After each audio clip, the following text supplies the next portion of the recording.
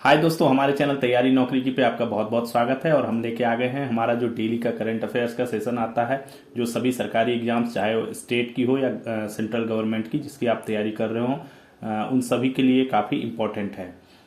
आप इससे नोट्स बनाइए। इसका जो पीडीएफ है वो डिस्क्रिप्शन में लिंक दिया हुआ है टेलीग्राम चैनल का, वहाँ पे जाके आप जो है पीडीएफ इसका डाउनलोड कर सकते हैं और उससे भी आप नोट्स बना सकते हैं।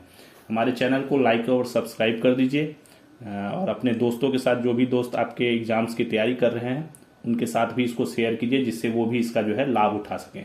तो चलिए हम अपने सेशन की शुरुआत करते हैं। ये सेशन हमारा प्रतिदिन आता है और प्रतिदिन ये करंट अफेयर्स एमसीक्यू फॉर्म में है और इसका डिस्क्रिप्शन, हर क्वेश्चन को पूरा तरह डिस्क्राइब किया गया है, पूरी तरह डिस्क्राइब करके जो है बताया गया है। तो चलिए इसको हम शुरू करते हैं। अपना पहला क्वेश्चन देखते हैं।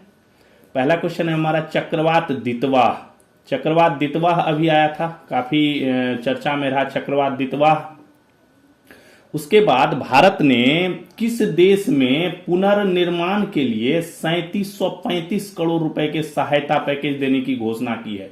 भारत ने जो चक्रवात आया था दितवाह, चक्रवात दितवाह के बाद जो उस देश में तबाही हुई, उसके लिए पुनर्निर्माण के लिए, उसको फाइनेंशियली असिस्ट करने के लिए एक सहायता पैकेज देने की 3735 करोड़ रुपए का सहायता पैकेज देने का जो है वो घोषणा किया है। किस देश को किया है? बांग्लादेश, श्रीलंका, नेपाल, जापान। तो पता ही है आपको, नवंबर के अंतिम में जो है 26 नवंबर के आसपास जो है चक्रवात दितवाह कहाँ पे टकराया था? श्रीलंका में टकराया था। श्रीलंका में इसने भारी तबाही मचाई थी, काफी बारिश हुई थी, बाढ़ आया था और इसमें लगभग 50 से ज्यादा लोग की मौत हुई थी। तो उसके बाद जो है भारत ने यहाँ पे पुनर्निर्माण के लिए, दितवाह तूफान से प्रभावित देश श्रीलंका के पुनर्निर्माण के लिए जो है भारत ने 3735 करोड़ रुपए की सहायता पैकेज की घोषणा की है। इस पैकेज में 2905 करोड़ रुपया क्या होगा? रियायती ऋण होगा, ठीक है, और 830 करोड़ रुपया जो है वो अनुदान के रूप में जो है इसमें शामिल है। तो ये पैसा श्रीलंका को दिया जाएगा। यह चक्रवात तूफान जो नवंबर माह के अंत में श्रीलंका में आया था ने काफी तबाही मचाई थी, काफी ज्यादा तबाही मचाई थी इसने, है ना। इसका कुछ हमारे तरफ भी, तमिलनाडु के तरफ जो है हमारे हिस्से में भी कुछ प्रभाव पड़ा था, वहां भी काफी बारिश वगैरह हुई थी। हालांकि बहुत ज्यादा जान माल का नुकसान भारत में नहीं हुआ, बट श्रीलंका में इससे काफी नुकसान हुआ। दूसरा क्वेश्चन है, किस देश के गेंदबाज ने T20 इंटरनेशनल में एक ओवर में 5 विकेट लिया है और ऐसा करने वाला दुनिया का प्रथम गेंदबाज हो गए हैं? T20 इंटरनेशनल की बात हो रही है।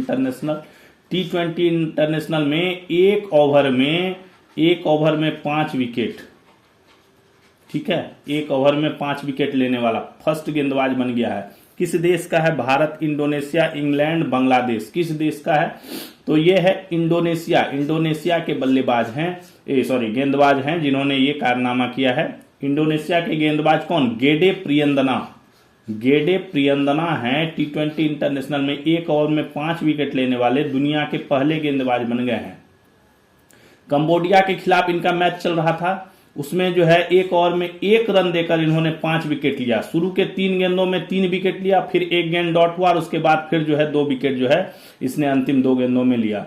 इनसे पहले T20 इंटरनेशनल क्रिकेट में 14 बार जो है 4-4 विकेट लिए गया है। 4-4 विकेट का रिकॉर्ड पहले से है। 14 बार किसी गेंदबाज ने 4-4 विकेट लिए हैं, 4 विकेट लिए हैं, बट 5 विकेट का रिकॉर्ड अभी तक किसी का नहीं था। ये पहले इंडोनेशिया के गेंदबाज हो गए, गेडे प्रियंदना।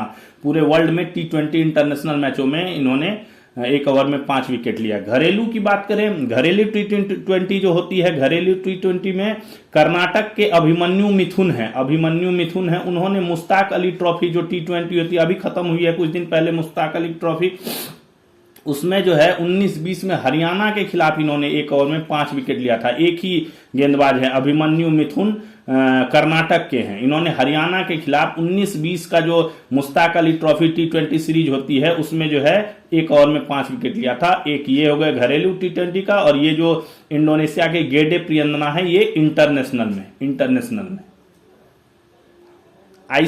आईसीसी द्वारा हाल ही में जारी महिला T20 रैंकिंग, आईसीसी महिला T20 ranking, women's T20 ranking, ठीक है। गेंदबाजी श्रेणी की बात कर रहा है, गेंदबाजी श्रेणी में किस महिला क्रिकेटर ने शीर्ष स्थान प्राप्त किया है?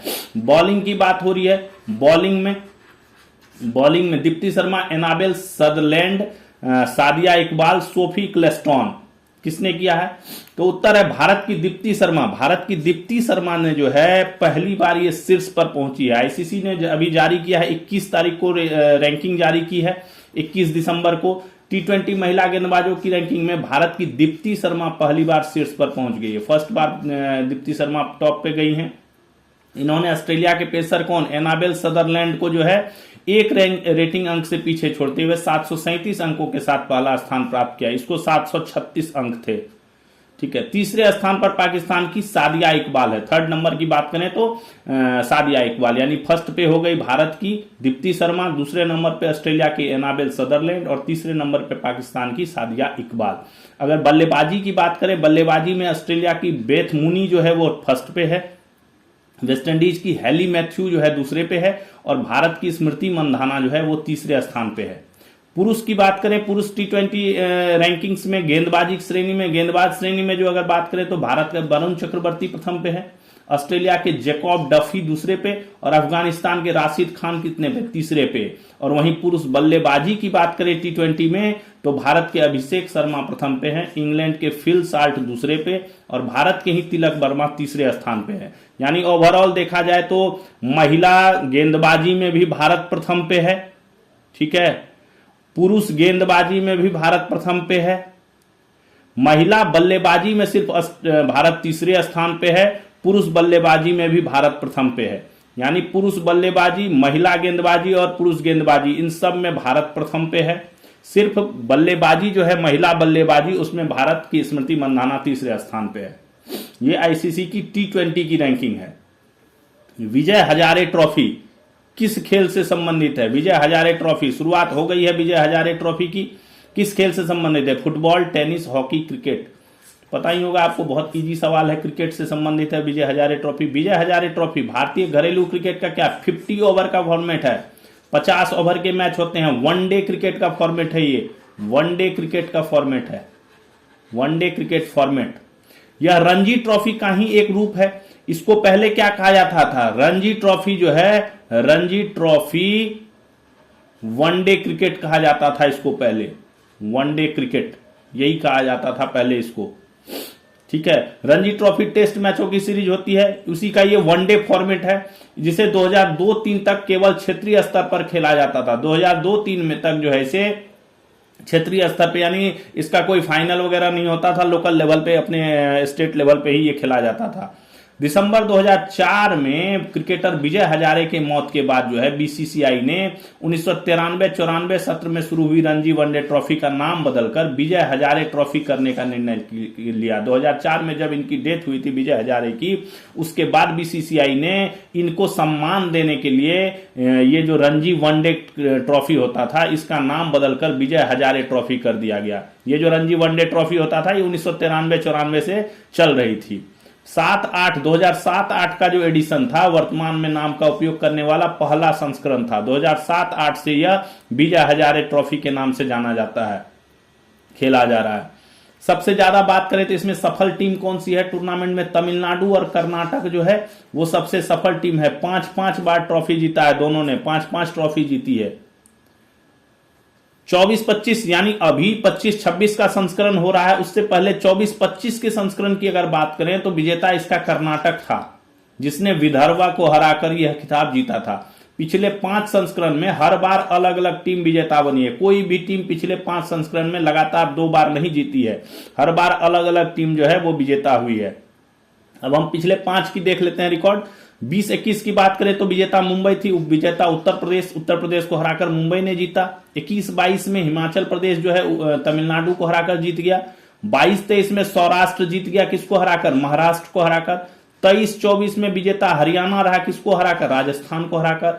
और 25 जो अपना 23-24 हो गया, 24-25 की तो मैंने ऊपर बता ही दिया, कर्नाटक जीत गया था, किसको हराकर? विदर्भा को हराकर। तो हर बार अलग हो गए। 20-21 मुंबई हो गया, 21-22 हिमाचल हो गया, 22-23 सौराष्ट्र हो गया, 23-24 हरियाणा हो गया और 24-25 में कर्नाटक हो गया। 25-26 का जो यह टूर्नामेंट है यह 24 दिसंबर से शुरू हुआ है। 24 दिसंबर 25 से शुरू हुआ, 18 जनवरी 26 तक चलेगा ये, ठीक है। 18 जनवरी 26 तक आयोजित किया जाएगा। इस बार बीसीसीआई ने नए नियम लागू कर दिए हैं। नए नियम और निर्देशानुसार जो है, जो नेशनल टीम के खिलाड़ी हैं वो भी इसमें भाग ले रहे हैं। विराट कोहली एंड रोहित शर्मा, शुभमन गिल, ये सब जैसे बड़े जो नेशनल प्लेयर्स हैं वो सभी को खेलने का जो है बीसीसीआई ने नया नियम जारी किया, जिसके अनुसार सभी को खेलना मैंडेटरी कर दिया है, ठीक है। तो ये सब भी इस बार इसमें शामिल हो गए हैं। राष्ट्रीय उपभोक्ता दिवस, national consumers day, national consumers day, ठीक है। कब मनाया जाता है? 22, 23, 24, 25। उत्तर है 24 दिसंबर को मनाया जाता है नेशनल कंज्यूमर्स डे। देखिए ये काफी इंपॉर्टेंट क्वेश्चन है और इसमें चीजें भी काफी सारी बताई गई हैं, थोड़ा सा लंबा भी है, ये काफी चीजें इसमें है। इससे आप जो है काफी क्वेश्चंस जो है सॉल्व कर सकते हैं। काफी चीजों को कवर किया गया है इस क्वेश्चन में। प्रतिवर्ष 24 दिसंबर को पूरे भारत में राष्ट्रीय उपभोक्ता दिवस मनाया जाता है। 24 दिसंबर को मनाया जाता है। इस क्वेश्चन का आंसर हो गया आपका। आगे देखिए, जो क्या है, उपभोक्ता के अधिकारों का महत्व, जो कंज्यूमर्स हैं, जो आम नागरिक जो कंज्यूमर है उसका उपभोक्ता अधिकार का महत्व देता है। उपभोक्ता संरक्षण प्रोटेक्शन करता है और व्यापक ढांचे को उजागर करता है। इस वर्ष का थीम क्या रखा गया? विषय थीम, ये क्वेश्चन बहुत आता है। राष्ट्रीय उपभोक्ता दिवस का थीम क्या था 2025 का? डिजिटल न्याय के साथ सक्षम और त्वरित निष्पादन, यानी डिजिटलाइजेशन को ज्यादा बढ़ावा, डिजिटल न्याय के साथ जो है त्वरित निष्पादन यानी फास्ट, इसका जो है प्रॉम्प्ट डिसीजन। इसी दिन 24 दिसंबर 1986 को जो है उपभोक्ता संरक्षण अधिनियम 1986 को मंजूरी दी गई थी राष्ट्रपति के द्वारा, ठीक है। इसीलिए उसको इस 24 दिसंबर को राष्ट्रीय उपभोक्ता दिवस जो है वो मनाया जाता है। इसमें क्या है, उपभोक्ताओं के लिए एक व्यापक अधिकारों का सेट स्थापित किया था। इसमें जो है संरक्षण का अधिकार उपभोक्ताओं को किसका दिया था? प्रोटेक्शन, राइट ऑफ प्रोटेक्शन दिया था। सूचित होने का अधिकार, राइट टू बी इन्फॉर्म। आश्वासन का अधिकार, राइट टू एश्योरेंस। सुने जाने का अधिकार, राइट टू बी हर्ड। प्रतिकार का अधिकार, राइट टू रिड्रेसल। और उपभोक्ता जागरूकता का अधिकार, जो कंज्यूमर अवेयरनेस है उसका अधिकार जो है ये जो अधिनियम लागू हुआ 1986 का, इसके तहत उपभोक्ताओं को दिया गया, ठीक है। 1, 2, 3, 4, 5 और 6 अधिकार जो है इसके तहत उपभोक्ताओं को दिए गए। इसके बाद उपभोक्ता संरक्षण अधिनियम 2019 आया, ठीक है। इसमें भारत में उपभोक्ता हितों की सुरक्षा में एक महत्वपूर्ण सुधार का प्रतिनिधित्व करता है और 20 जुलाई 2020 को ये जो 19 वाला अधिनियम था ये 20 जुलाई 2020 को लागू हुआ और 1986 के उपभोक्ता संरक्षण अधिनियम को प्रतिस्थापित करता है। उसके जगह पे जो है इसको लागू किया गया 20 जुलाई 2020 को। किसको लागू किया गया? उपभोक्ता संरक्षण अधिनियम 2019 को। और विवाद निपटान तथा बाजार जवाबदेही के लिए एक बेहतरीन समकालीन ढांचा प्रस्तुत करता है, यानी आज के पीढ़ी के हिसाब से, आज की जो मांग है उस हिसाब से उपभोक्ताओं को जो है ये बेटर प्रोटेक्शंस जो है वो प्रोवाइड कराता है। यह अधिनियम उपभोक्ता विवाद निपटान के लिए 3 स्तरीय न्यायिक संरचना स्थापित करता है। 3 लेवल है निपटाने के लिए। कोई विवाद हो गया, उपभोक्ता को कोई प्रॉब्लम हो गई तो उसके निपटान के लिए 3 विभाग की जो है इसमें जो है न्यायिक संरचना बनाई गई है। नीचे से लेकर ऊपर तक, निम्न स्तर से लेकर शीर्ष स्तर तक। पहला स्तर क्या बनाया गया है? जिला लेवल पे स्तर बनाया गया। जिला उपभोक्ता विवाद निवारण मंच पहला लेवल बनाया। इसमें क्या है? जिला अदालत पर स्थित है ये। 50 लाख रुपए के दावों के वाले शिकायतों का निपटान करता है, यानी 50 लाख से कम रुपये का अगर कोई दावा है तो उसका निपटान कहां पे होगा? जिला लेवल पे करेगा, जिला अदालत लेवल पे हो जाएगा इसका। उससे ऊपर लेवल दूसरा स्तर बना दिया गया राज्य उपभोक्ता विवाद निवारण आयोग, ठीक है। स्टेट लेवल पे राज्य स्तरीय निकाय है। 50 लाख से 2 करोड़ का अगर कोई मामला है, शिकायत है, कोई कंप्लेंट है तो उसका निपटान कौन करेगा? राज्य करेगा, राज्य उपभोक्ता विवाद निवारण आयोग करेगा। और जो टॉप का है नेशनल लेवल पे, राष्ट्रीय स्तर पे जो है राष्ट्रीय उपभोक्ता विवाद निवारण आयोग जो बनाया गया है ये शीर्ष स्तर पर है, राष्ट्रीय उपभोक्ता विवाद निवारण आयोग, ठीक है। 2 करोड़ रुपए से अधिक का शिकायतों का ये निपटान करता है। नेशनल लेवल पे है ये, शीर्ष लेवल है ये, टॉप लेवल नेशनल लेवल पे। 2 करोड़ से अधिक का कोई शिकायत है तो उसका निपटान करेगा। अब इसको बनाता कौन है? जिला मंच और राज्य आयोग को राज्य सरकारों द्वारा केंद्रीय सरकार की मंजूरी से गठित किया जाता है। जो जिला लेवल का जो ये मंच है और राज्य लेवल का, दोनों के लिए राज्य सरकार सिफारिश किसको भेजती है? केंद्र को सिफारिश भेजती है, और केंद्र अगर इसको मंजूरी दे देता है तो ये दोनों का गठन जो है हो जाता है। लेकिन ये जो राष्ट्रीय उपभोक्ता है, इसका सीधा जो है गठन केंद्र सरकार के द्वारा किया जाता है, राष्ट्रीय उपभोक्ता विवाद निवारण आयोग का। उपभोक्ता शिकायत निवारण हेतु लागू की गई प्रणालियां, कुछ प्रणालियां लागू की गई हैं जिससे उपभोक्ता शिकायत को जो है इमीडिएटली जो है रिड्रेस किया जाए। National consumer dispute redressal commission जो है उसके तहत जो है काफी चीजें लागू की गई हैं। ई जागृति सबसे इंपॉर्टेंट इसमें है। ई जागृति 1 जनवरी 25 को ही लॉन्च किया गया है, जो भारत में क्या है, उपभोक्ता शिकायत निवारण के लिए एक महत्वपूर्ण डिजिटल प्लेटफॉर्म के रूप में काम करता है।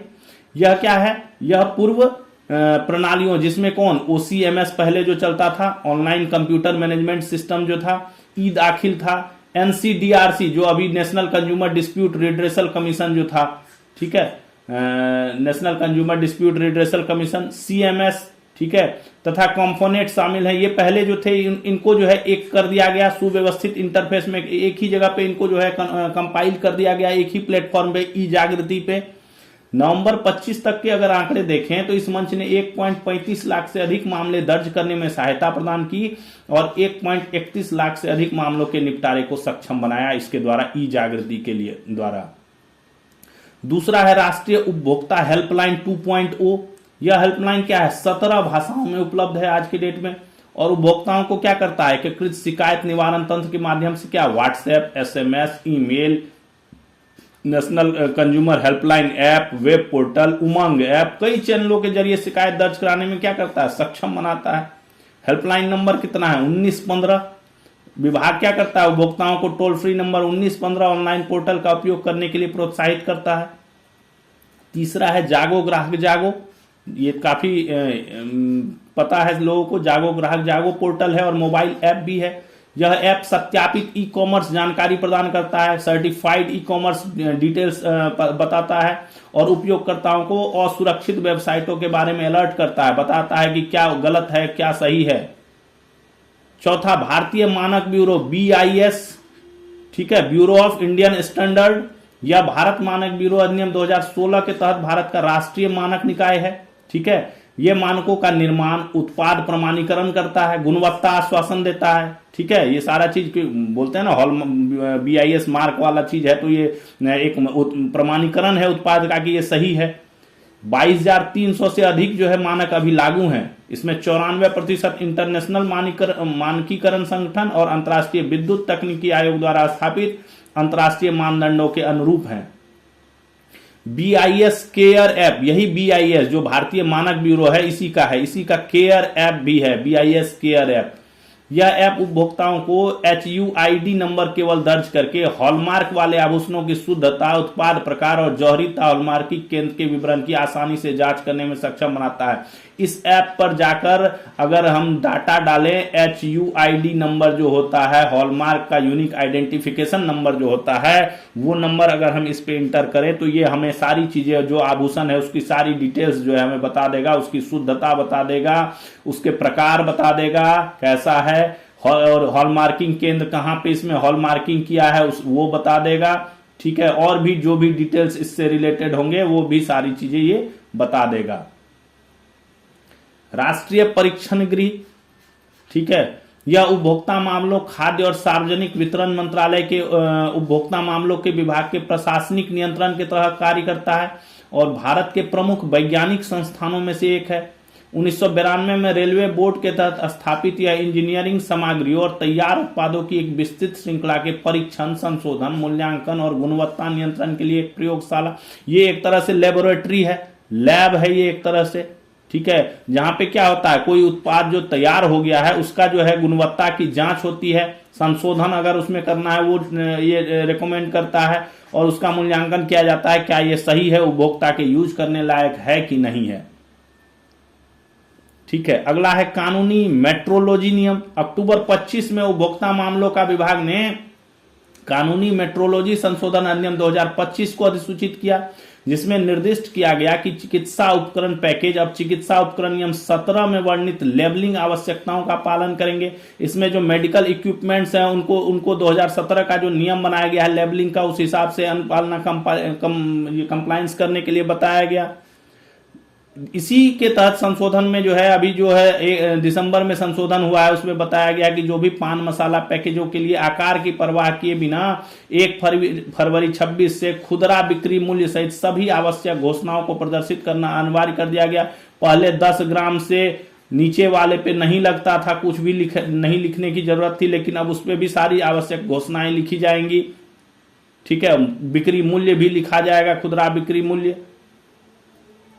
तो ये सब था नेशनल कंज्यूमर्स डे के बारे में। ये सब चीजें अभी देश में चल रही हैं जो कि उपभोक्ताओं को अपने अधिकार के बारे में और ज्यादा मजबूत करने के लिए, सक्षम बनाने के लिए ये सब चीजें भारत सरकार लागू करती है। नोरोवायरस शरीर के किस अंग को संक्रमित करता है? नोरोवायरस आंख, हृदय, आंत, गुर्दा। उत्तर है इसका आंत को संक्रमित करता है, पेट और आंत से जुड़ा हुआ है। नोरोवायरस बेहद संक्रामक वायरस है जो क्या पेट और आंतों को संक्रमित कर उनमें सूजन उत्पन्न करता है। इसके लक्षण कैसे होते हैं? डायरिया जैसे लक्षण होते हैं। दुनिया में हर साल करोड़ों लोग इस वायरस से बीमार होते हैं। सबसे ज्यादा बीमार का अमेरिका में 15 में से 1 व्यक्ति इससे संक्रमित होता है। यह संक्रमित खाना या पानी से फैलता है। अमेरिका में यह फूड बॉर्न बीमारी का नंबर 1 कारण है। अमेरिका में प्रतिवर्ष 900 मौतें इस कारण से होती हैं। भारत के इसके मामले कम पाए जाते हैं। ठीक है, भारत में इसके कम मामले हैं नोरोवायरस के, ये अमेरिका में सबसे ज्यादा पाया जाता है। और ये क्या डायरिया जैसा है, ठीक है, पेट और आंत को संक्रमित करता है। किस राज्य के पुलिस की आपदा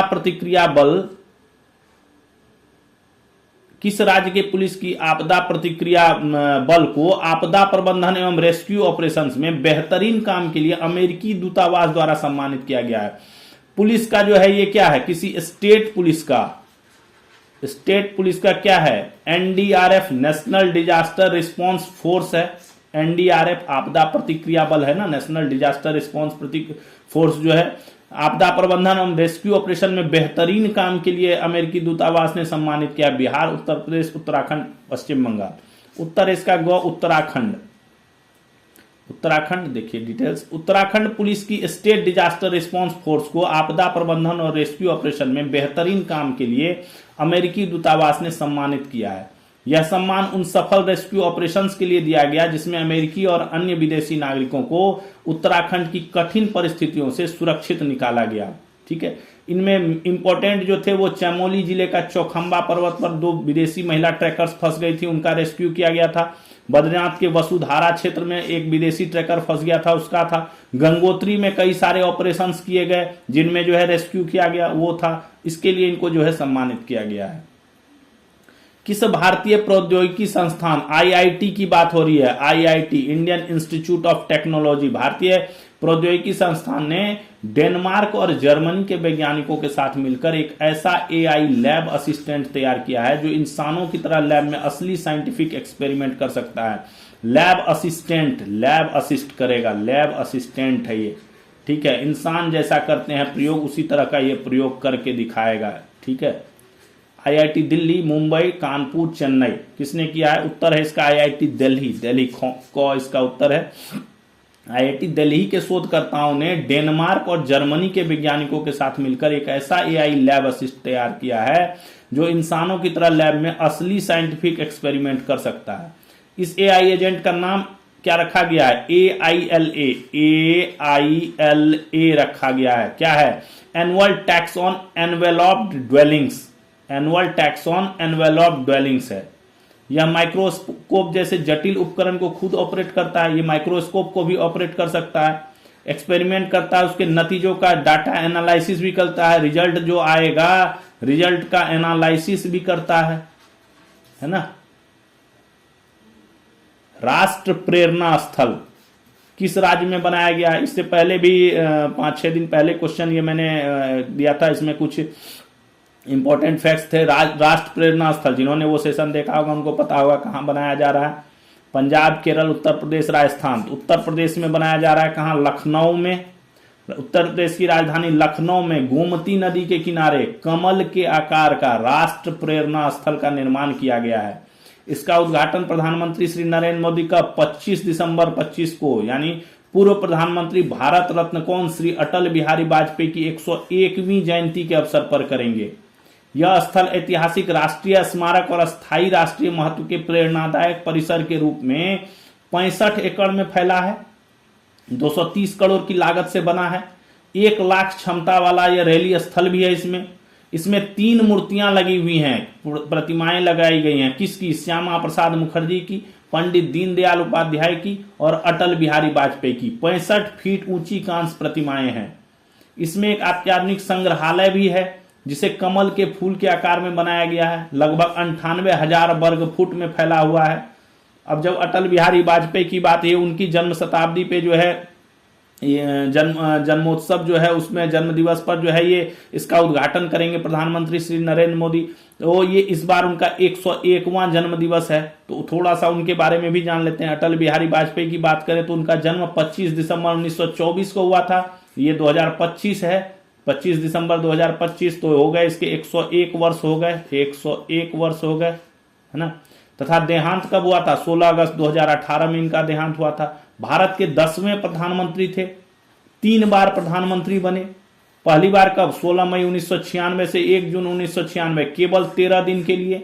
फिर 8 महीने के लिए 19 मार्च 1998 से 13 अक्टूबर 1999, और फिर तीसरी बार शपथ लिया 13 अक्टूबर 1999 से 22 मई 2004 तक प्रधानमंत्री रहे। 2015 में इन्हें किससे? भारत रत्न से सम्मानित किया गया। इनके जन्म दिवस को कौन सा दिवस मनाया जाता है? सुशासन दिवस के रूप में मनाया जाता है।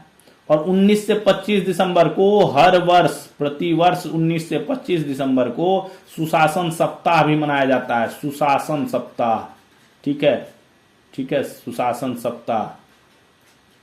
इसके कई सारे इसमें कार्यक्रम भी आयोजित किए जाते हैं। कार्यक्रम आयोजित किए जाते हैं सुशासन सप्ताह के दौरान। सुशासन सरकार आपके द्वार पर, ये सब अभियान काफी सारे चलाए जा रहे हैं। हाल ही में किस नदी पर स्थित भारत की सबसे बड़ी जल विद्युत परियोजना के यूनिट 2 को चालू किया गया है? ठीक है, सतलज, ब्रह्मपुत्र, सुबनसिरी, रावी। उत्तर इसका है Subansiri. Subansiri. NHPC national hydro power corporation जो है द्वारा अरुणाचल प्रदेश असम सीमा पर है। ये इंपॉर्टेंट क्वेश्चन। इसमें एक क्वेश्चन और आता है कि ये सुबनसिरी पर नदी पर स्थित जो भारत की सबसे बड़ी जल विद्युत परियोजना है, ये किस 2 राज्यों की सीमा पर बनी हुई है? तो इसका उत्तर है अरुणाचल प्रदेश असम सीमा पर जो है ये बना हुआ है। अरुणाचल प्रदेश असम सीमा पर सुबनसिरी नदी पर स्थित भारत की सबसे बड़ी जल विद्युत परियोजना Subansiri lower hydro electric project 2000 megawatt की रन ऑफ द रिवर जल विद्युत परियोजना है। भारत की सबसे बड़ी जल विद्युत परियोजना है ये। इसमें 250 मेगावाट की 8 इकाई है, तो हो गया 2000 मेगावाट हो गए। 250 के 8 इकाई हो गई, जिसे बाढ़ नियंत्रण और स्वच्छ बिजली उत्पन्न करने के लिए डिजाइन किया गया है। इसमें 116 मीटर ऊंचा कंक्रीट का गुरुत्वाकर्षण बांध है, जो उत्तर पूर्वी भारत का सबसे बड़ा बांध है। इसे नदी के प्रवाह पर आधारित एक योजना के रूप में डिजाइन किया गया है, जिसमें छोटे तालाब भी शामिल हैं। इससे अरुणाचल प्रदेश और असम को मुफ्त बिजली आवंटन के साथ साथ 16 लाभार्थी राज्यों को जो है बिजली आपूर्ति की जाएगी। और नॉर्थ ईस्ट के लिए इसमें जो है रिजर्व भी रहेगा। नॉर्थ ईस्ट के लिए बिजली रिजर्व भी रहेगी।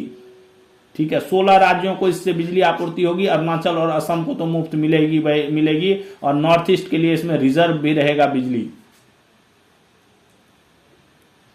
अगला, पंजाब के श्रवण सिंह, ठीक है, इनको ऑपरेशन सिंदूर हुआ था सेना का। उसके दौरान भारतीय सेना की मदद करने के लिए 26 दिसंबर 25 को प्रधानमंत्री राष्ट्रीय बाल पुरस्कार से सम्मानित किया जाएगा।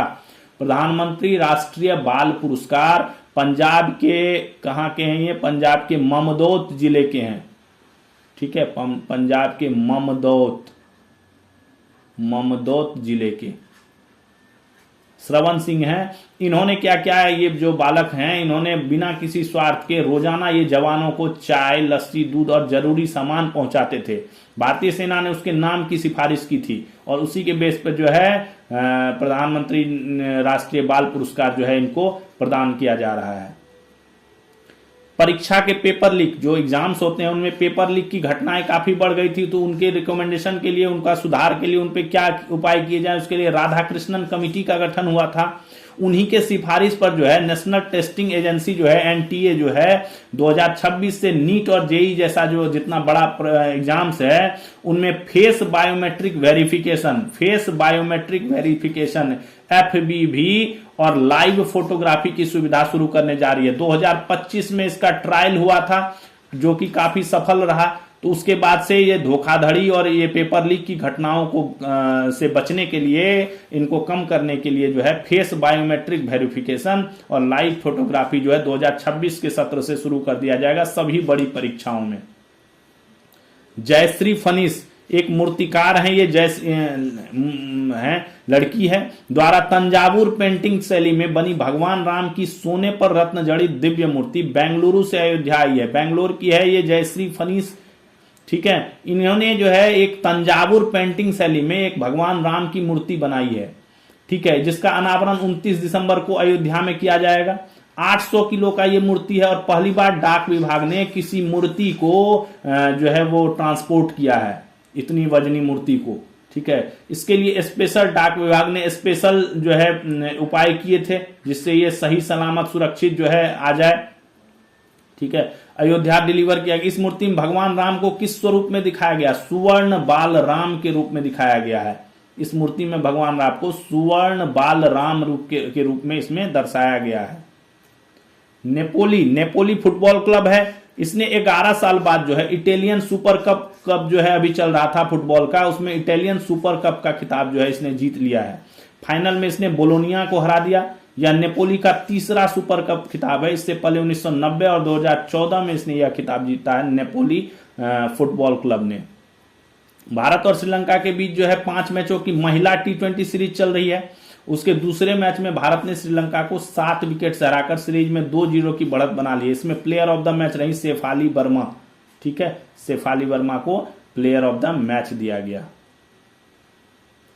गूगल की पेरेंट कंपनी कौन? अल्फाबेट ने इंटरसेक्ट को लगभग 39,500 करोड़ रुपए में खरीदने का समझौता किया है। गूगल की पेरेंट कंपनी जो अल्फाबेट है उसने इंटरसेक्ट नाम की कंपनी को 39,500 करोड़ रुपए में खरीदने का समझौता किया। ये क्या है? डेटा सेंटर और पावर क्षमता को बढ़ाने ताकि क्लाउड और AI सेवाओं को मजबूत किया जा सके, उसके लिए किया गया है।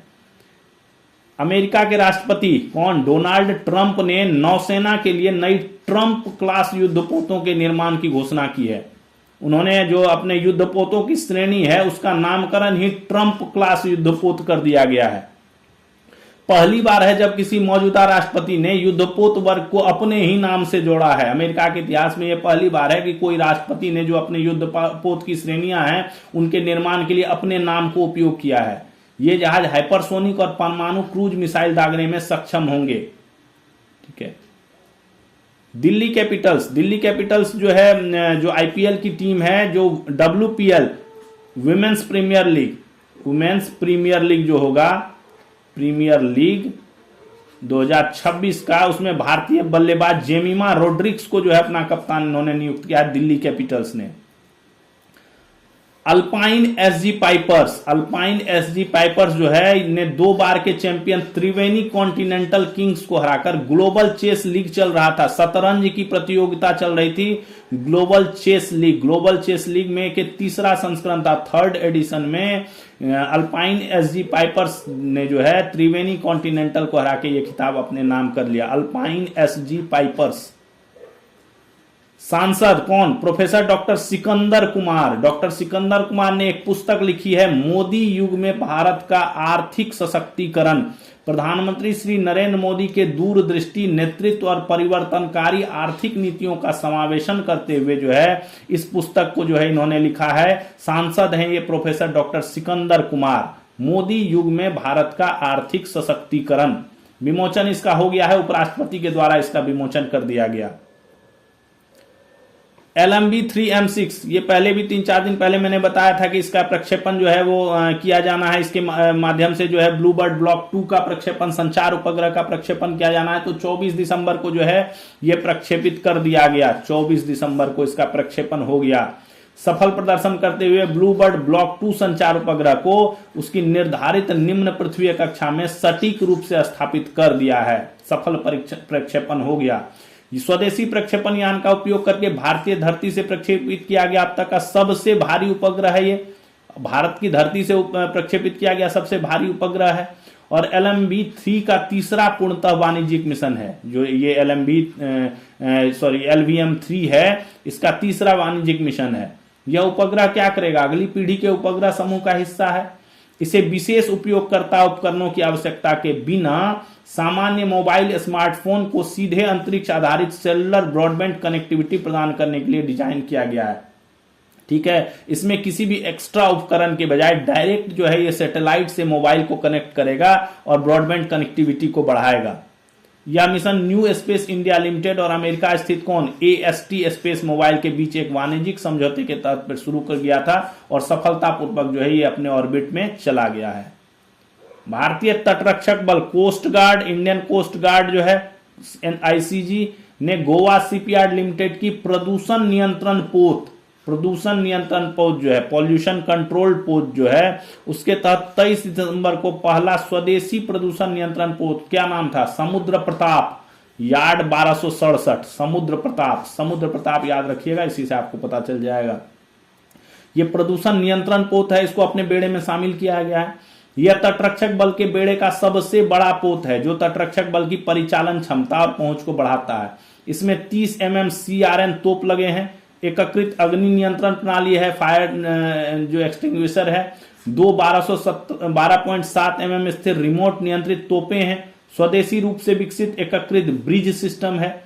एकीकृत प्लेटफॉर्म प्रबंधन प्रणाली है। स्वचालित विद्युत प्रबंधन प्रणाली है और एक उच्च क्षमता वाली बाहरी अग्निशमन प्रणाली भी है। यह पहला ऐसा पोत है जो डायनामिक पोजीशनिंग क्षमता से लैस है।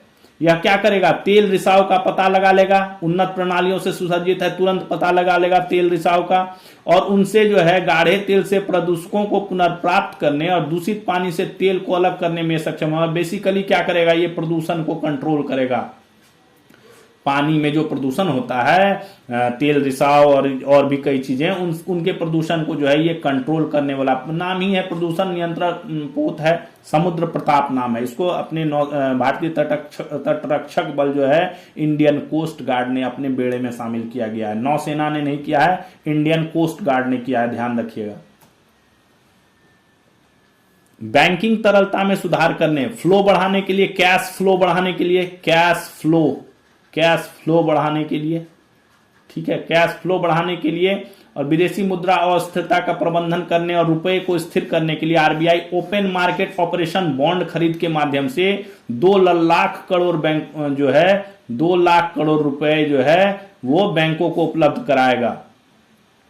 इसे जो है 4 पार्ट्स में दिया जाएगा। नीलामी के माध्यम से 50,000 करोड़ का 4 किस्त, पहला 29 दिसंबर 25, फिर 5 जनवरी 26, फिर 12 जनवरी 26 और फिर 22 जनवरी 26 को नीलामी के माध्यम से इसे जारी किया जाएगा। कैश फ्लो लाएगा मार्केट में, बैंकों को उपलब्ध कराएगा। किस माध्यम से? बॉन्ड खरीद के माध्यम से। और ये होगा कैसे? नीलामी के माध्यम से होगा। 1985 में भारतीय नौसेना के बेड़े में शामिल की गई कौन पनडुब्बी? INS सिंधु घोष। ये कब शामिल की गई थी? नौसेना की बात हो रही है, ठीक है, नेवी की बात हो रही है। ये 1985 में शामिल किया गया था। इसको 19 दिसंबर 2025 को लगभग 4 दशक बाद जो है इसको सेवामुक्त कर दिया गया, डीकमीशन्ड कर दिया गया, रिटायर्ड कर दिया गया, डीकमीशन्ड कर दिया गया। ठीक है। भारतीय रेलवे ने पूर्वोत्तर सीमांत रेलवे के 141 किलोमीटर मार्ग पर कार्यरत AI आधारित वन्य जीव संरक्षण प्रणाली को विस्तार करते हुए और 981 किलोमीटर को मंजूरी दी है। क्या है ये वन्य जीव संरक्षण प्रणाली? है बेसिकली कहां पे लगा हुआ है? पूर्वोत्तर सीमांत रेलवे में लगा हुआ है। 141 किलोमीटर पर पायलट प्रोजेक्ट के तौर पर ट्रायल के रूप में लगाया गया था, जो काफी सफल रहा। इसका विस्तार करते हुए 981 किलोमीटर को और मंजूरी दे दी गई है। टोटल कवरेज जो है बढ़कर 1122 किलोमीटर हो गया है। इसके माध्यम से एक वितरित ध्वनिक प्रणाली के साथ एकीकृत घुसपैठ पहचान प्रणाली, AI आधारित कैमरे, लोको पायलटों, नियंत्रण कक्ष को 500 मीटर पहले ही अलर्ट कर देते हैं। अभी कुछ दिन पहले जो है असम में एक हादसा हो गया था जिसमें 7 हाथी जो है वो ट्रेन से टकरा गए थे और उनकी मौत हो गई थी। ठीक है, तो इसी सब को वन्य जीव संरक्षण प्रणाली को इन्हीं को मजबूत करने के लिए जो है इसमें क्या है, ध्वनिक प्रणाली भी है। ठीक है, और एकीकृत घुसपैठ पहचान, यानी कोई एंट्री होती है, इंटरफोर्स एंट्री अगर ट्रैक पे आती है तो उसको पहचानने का इसमें जो है एआई कैमरे लगे हुए हैं और ये पहचान करके 500 मीटर पहले ही जो है ड्राइवर को और जो कंट्रोल रूम है उनको ये सूचना दे देगा कि ट्रैक पे अभी जो है वन्य जीव आ रखे हैं। ठीक है, जिससे क्या होगा, एक्सीडेंट का खतरा और कम हो जाएगा। डीआरडीओ ने जो है वायुसेना में मौजूदा आकाश मिसाइल प्रणाली के उन्नत वर्जन आकाश नेक्स्ट जनरेशन, ठीक है, आकाश एनजी,